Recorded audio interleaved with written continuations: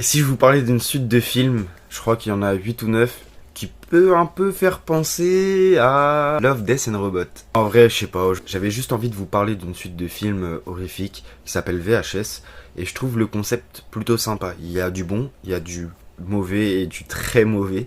Si vous voulez, sur chaque long métrage, il y a une ligne rouge, donc une trame principale, accompagnée de 3, 4, voire 5 moyens métrages en fonction des films, qui ont plus ou moins à voir avec le thème principal.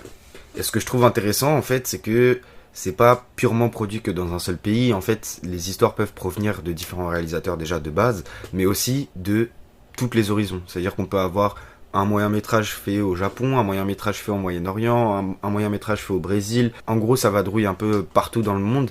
Et c'est ça que je trouve intéressant parce que chaque pays a ses codes cinématographiques et horrifiques. Et que du coup, chacun a la possibilité de s'exprimer à travers un melting pot d'horreur. J'aime bien le principe.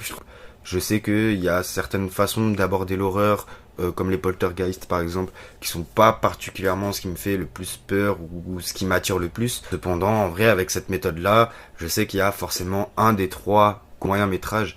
Il y en a au moins un sur les 3 ou sur les 5 qui va me faire kiffer. En vrai, je trouve que c'est des projets plutôt intéressants mais c'est ça que je trouve très intéressant, c'est que sur un même sujet, comment en fonction des visions des réalisateurs, on peut créer une histoire qui a rien à voir l'une avec l'autre et voir où on va et ce que les réalisateurs ont tout simplement à proposer.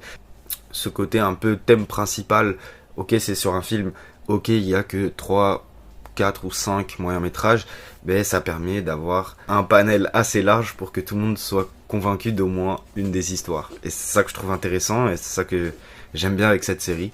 Je sais pas si vous l'avez déjà vu, si vous en avez regardé quelques-uns, mais je trouve que c'est intéressant de s'y pencher, de regarder peut-être un ou deux, en espérant que vous tombez quand même sur quelques-uns que vous allez apprécier quand même un minimum.